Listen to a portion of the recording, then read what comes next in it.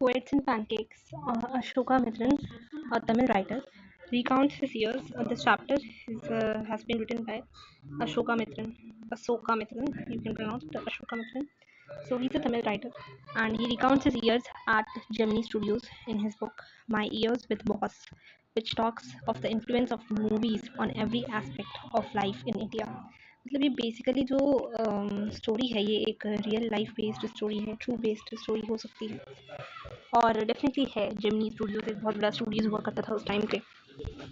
तो ये जो अशोका मित्र है who is a Tamil writer, he shares his experiences with his boss and in his book My Years with the Boss, which talks of the influence of movies on every aspect of life.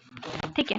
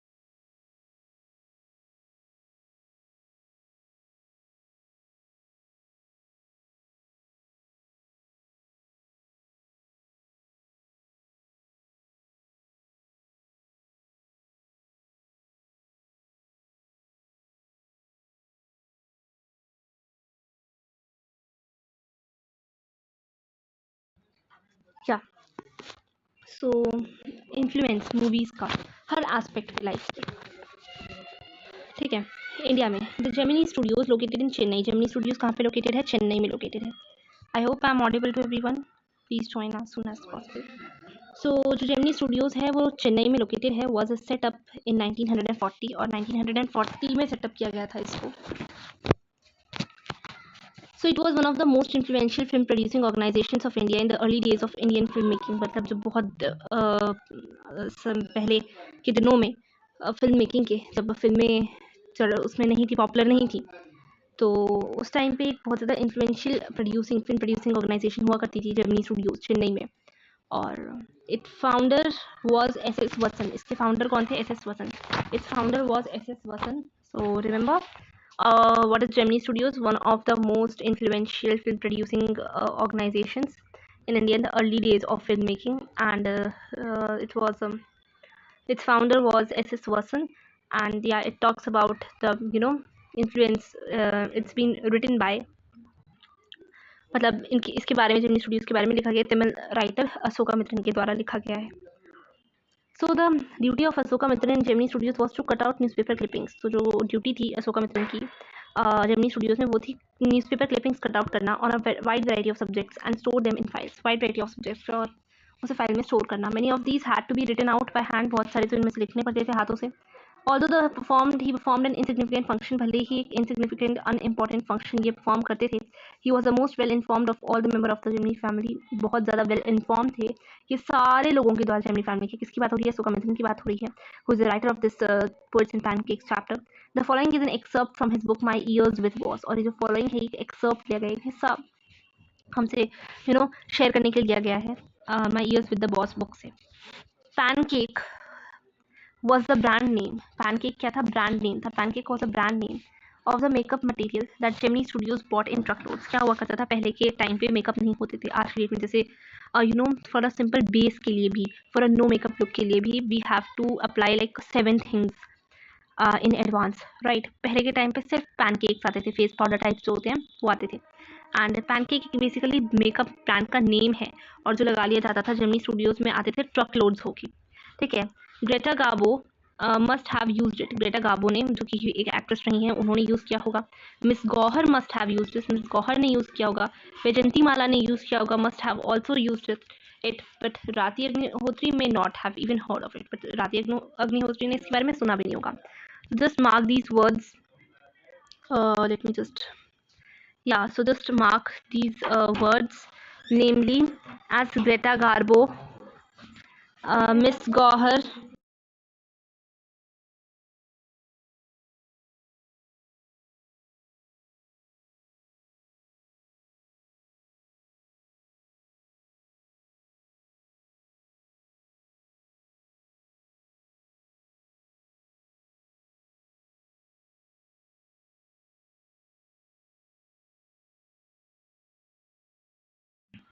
so Greta Garbo, Miss Gohar and Vajanti Mala।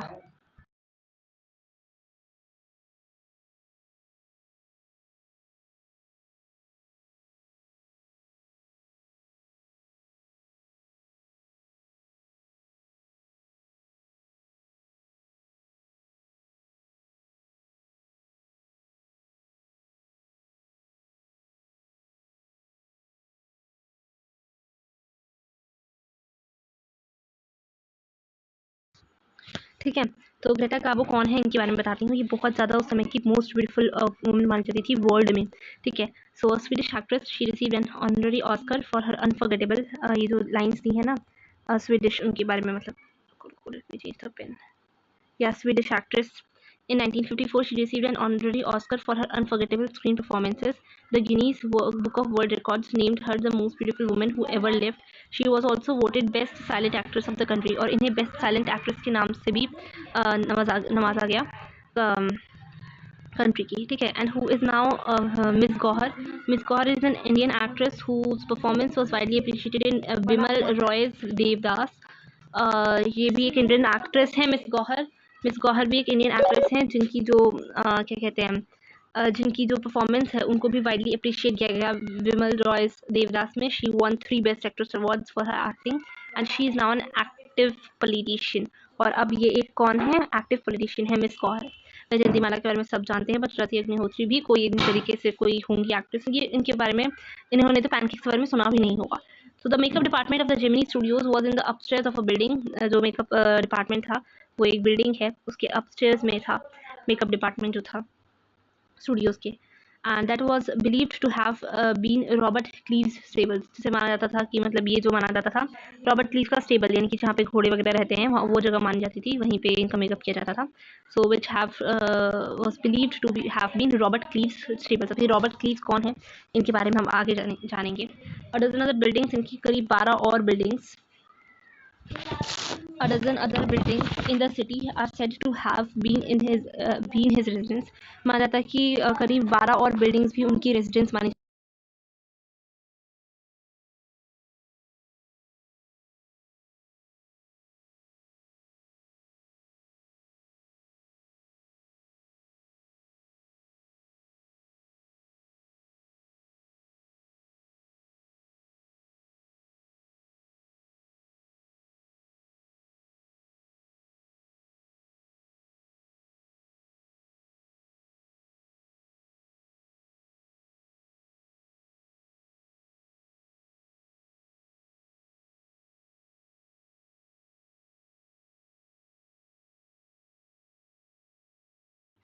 या सो इसमें यही यही बोला गया है कि और भी बहुत सारी मतलब करीब 12 बिल्डिंग्स रॉबर्ट क्लीव की हुआ करती थी।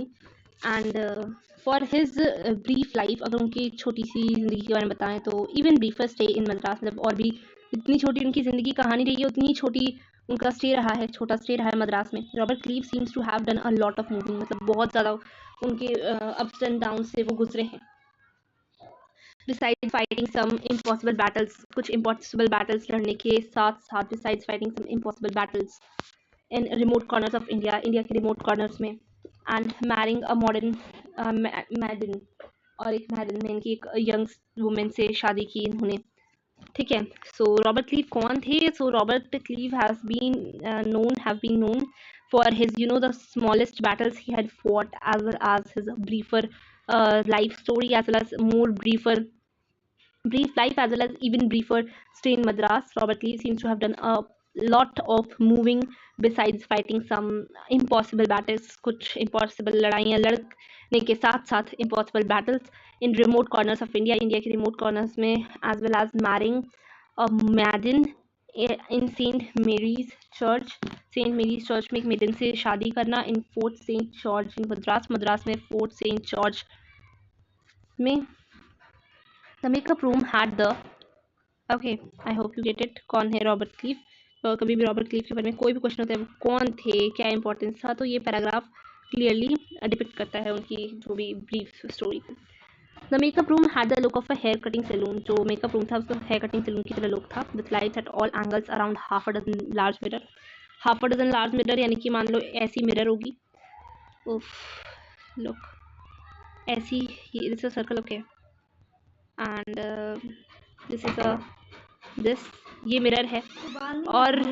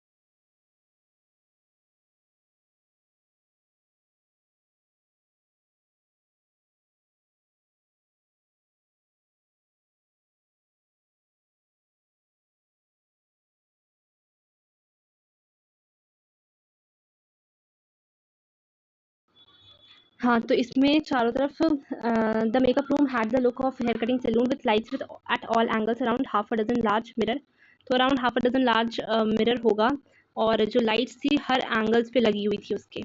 ठीक है, इस तरह से मतलब कि जैसे हेयर कटिंग सैलून का जो भी सीन होता है वैसे। They were all incandescent lights, incandescent lights वो लाइट्स होती हैं जो पहले की लाइट्स आती थी जिसमें टंगस्टन नहीं होता था और जो बहुत ज़्यादा जल्दी हीट अप हो जाती थी और बहुत तेज़ लाइट थ्रो करती थी, तो वो जो लाइट्स होती थी जिससे हीट भी रिलीज करती थी। आज की लाइट्स होती हैं एलईडी लाइट्स, वो हीट रिलीज नहीं करती, बट उस टाइम पे इनकेंडेसेंट लाइट्स जो बल्ब वाली लाइट्स होती थी, एक्चुअली ग्लास बल्ब्स होते थे, वो बहुत ज़्यादा हीट रिलीज करते थे जिनसे उसका मेकअप भी खराब हो जाता था। So you can imagine the fiery misery of those subjected to makeup, तो हम सोच ही सकते हैं वो जो बुरा हाल हो जाता था, मेकअप का बुरा लुक हो जाता था पूरा। फियरी,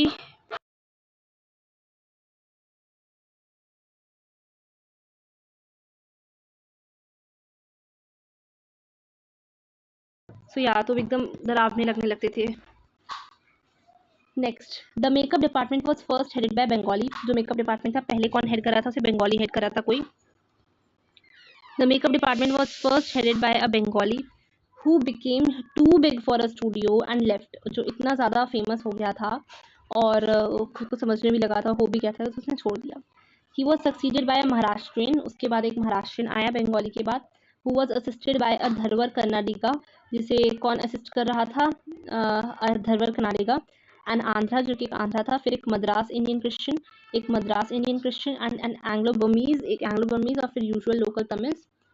तो ये सारे लोग थे। तो ज़रा हम दोबारा से मार्क करते हैं चीज़ों को, पॉइंट्स को, हमें क्या क्या बोला है। The makeup department was first headed by Bengali, why here, because he became famous, or we became big for a too big for a studio. Then Tamil आए कोई, Tamil succeeded by a Maharashtrian, okay, Maharashtrian आए, he was succeeded by a Maharashtrian, एक महाराष्ट्रियन के द्वारा succeed हो रहे थे, मतलब उनके बाद आया एक महाराष्ट्रियन जिनके अंडर एक कौन काम करता, कर्नाटका काम कर रहा था, एक आंध्रा, ठीक है, धरवर कर्नाटका एंड आंध्रा, फिर एक मद्रास इंडियन क्रिश्चियन, फिर then an Madras Indian Christian, and फिर एक Anglo Burmese, then an Anglo Burmese, and then usual local Tamils. तो ये लोग थे, मैं एक बार इनको फिर से मेंशन कर देती हूँ। सबसे पहले कौन आए, सबसे पहले it was headed, makeup department was headed by a Bengali, then a Maharashtrian, after a Maharashtrian was succeeded by, assisted by a Maharashtrian was assisted by Dharwar Karnataka, then a Dharwar Karnataka के बाद लोकल इंडियन क्रिश्चियन, एक second, Karnataka, okay, then who came a Madras Indian Christian आया, Madras Indian Christian, ठीक है, Madras Indian Christian, and then एक Anglo Burmese, and then an Anglo Burmese, and then by local Tamils. तो ये जो गैंग थी, चलो इससे पहले देखते हैं। All this shows that there was a great deal of national integration. ये सब क्या दिखा रहा है कि सिर्फ मेकअप डिपार्टमेंट में इतनी ज़्यादा डाइवर्सिटी है, इतनी ज़्यादा हर तरह के, हर क्रिश्चियन के, हर रिलीजन के लोग हैं। सो ऑल दिस शोज कि there was a great deal of national integration long before AIR, मतलब इंडियन ऑल इंडिया रेडियो के पहले कितना ज़्यादा नेशनल इंटीग्रेशन था, मतलब जो AIR शुरू हुआ था, ऑल इंडिया रेडियो, और जैसे दूरदर्शन जैसे जो भी शोज शुरू हुए थे, वो ये नेशनल प्रोग्राम्स पहले दिखाते थे, यूनिटी के लिए, डाइवर्सिटी के लिए, इंटीग्रेशन, नेशनल इंटीग्रेशन के लिए। तो ये शोज शुरू हुए थे, ऑल इंडिया रेडियो जैसे हो गया, दूरदर्शन हो गया, ठीक है। तो they began broadcasting programmes on national integration. तो हम ये देख पा रहे हैं कि ऑल इंडिया रेडियो और दूरदर्शन जैसे नेशनल प्रोग्राम शुरू करने से पहले भी नेशनल इंटीग्रेशन कहीं ना कहीं डिपिक्ट हुआ है हमारे किसमें, हमारी कंट्री में। So this gang of nationally integrated makeup men could turn any decent looking person into a hideous crimson hued monster with the help of truckloads of pancakes and a number of other locally made potions and lotions. तो ये जो gang था nationally integrated makeup man का, this gang of nationally integrated makeup man किसी भी एक decent looking person को could turn any decent looking person into a hideous crimson hued monster, किसमें टर्न कर सकता था, hideous crimson hued monster could turn any decent looking person into a hideous crimson hued monster. This gang, ये जो gang था, this gang of nationally integrated men, this gang of nationally integrated men, makeup men, integrated makeup men, this gang of nationally integrated makeup men could turn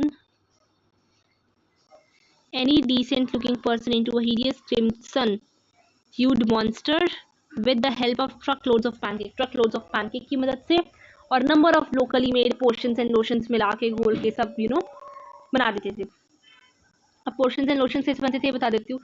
they would take a bucket of water, they would add the pancakes into it, endless number of जितने भी आ जाए, mix it, use a paint brush, would paint endless number of people, क्योंकि पहले की movies use were on a wide scale. आज की date में मूवीज वाइड स्केल पे नहीं होती, like on the back foot only sorry 200 लोग दिख रहे हैं, noting my point, 200 people are, so उन सबका makeup has to be done this way. Those were the days of mainly indoor shooting। वो दिन हुआ करते थे मेनली अंदर ही शूटिंग होती थी, and only 5% of the film was shot out, और सिर्फ 5% फिल्म का बाहर शॉट होता था। I suppose the sets and studio lights needed the girls and boys to be made to look ugly in order to look presentable in the movie.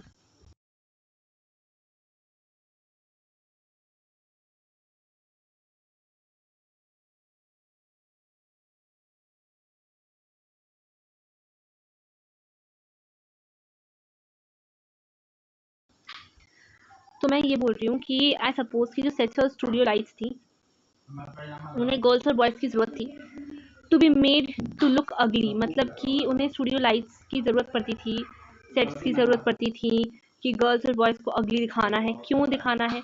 Presentable दिखाने के लिए movie, मतलब देवर उनका मेकअप इतना अगली किया जाता था कि इतना ज़्यादा मेकअप किया जाता था कि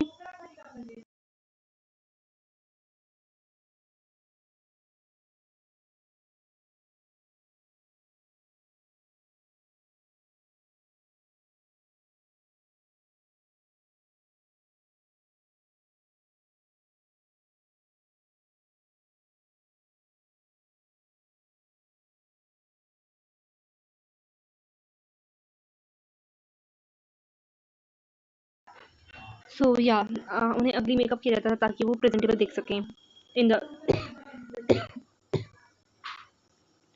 स्टूडियो लाइट्स के थ्रू, ठीक है, मूवी में। A strict hierarchy was maintained in the makeup department, strict hierarchy follow होती थी मेकअप डिपार्टमेंट में।